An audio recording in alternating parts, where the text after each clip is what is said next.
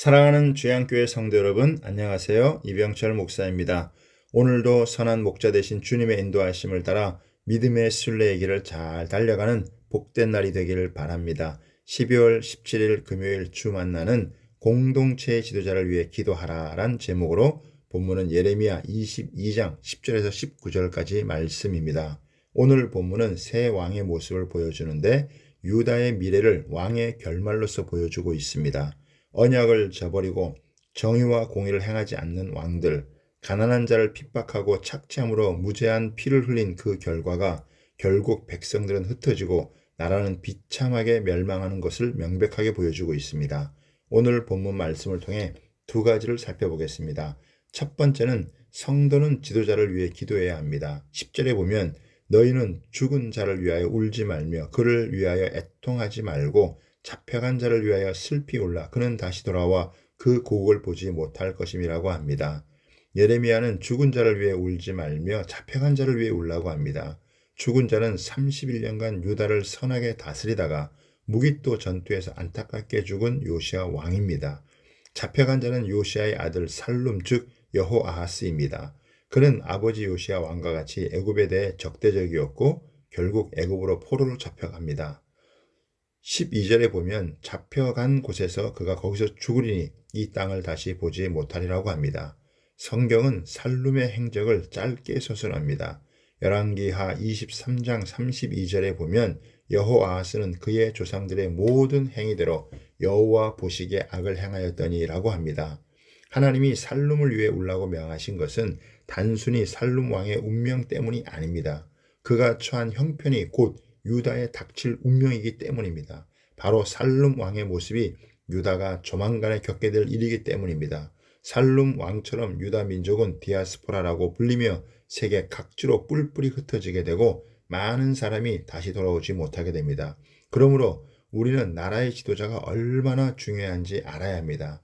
나라를 이끌어가는 지도자가 공의와 정의를 행하도록 간절히 기도해야 합니다. 두 번째는 불의한 지도자의 결말은 비참합니다. 살룸의 뒤를 이어 여호야김은 수많은 악행을 저질렀습니다.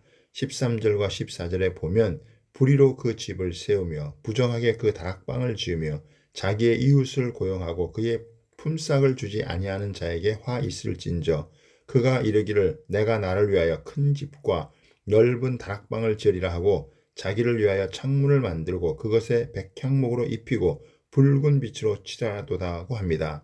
여호야김은 자기 왕궁을 세우고 사람을 고용하여 일을 시키고 품삯을 주지 않았습니다. 왕이란 권력을 갖고 노동자들의 권력을 착취한 것입니다. 그는 자신을 위해서 큰 집과 넓은 다락방을 만들고 창문을 만들며 백향목을 입히고 붉은 빛을 칠하며 온갖 화려함으로 꾸밉니다. 예레미야는 왕이 이렇게 한다고 해서 형통하게 되는 것이 아니라고 외칩니다. 15절에 보면 내가 백향목을 많이 사용하여 왕이 될 수 있겠느냐? 내 아버지가 먹거나 마시지 아니하였으며 정의와 공의를 행하지 아니하였느냐?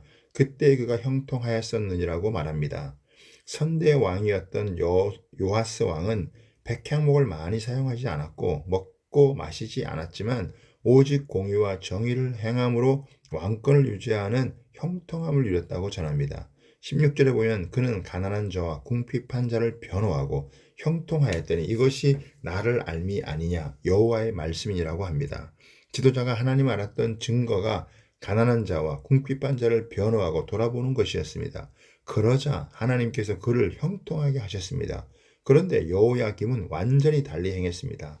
17절에 보면 그러나 내 두 눈과 마음은 탐욕과 무죄한 피를 흘림과 압박과 포악을 행하려 할 뿐이라고 합니다.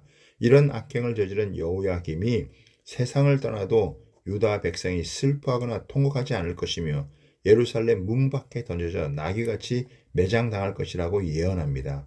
이처럼 불의한 지도자는 비참한 결말을 맞게 됩니다. 따라서 우리 공동체에 세워진 지도자가 하나님의 주권을 인정하고 그분의 뜻을 따라 공동체를 잘 이끌어갈 수 있도록 날마다 깨어 기도해야 합니다. 교회의 영적 지도자를 위해서 기도해야 합니다. 또한 내년 대통령 선거를 앞두고 있는데 나라의 좋은 지도자가 뽑히도록 기도해야 합니다. 하나님을 경외하고 백성을 존중하는 지도자가 세워져 우리가 평안한 가운데 신앙생활 할 수 있도록 기도해야 합니다.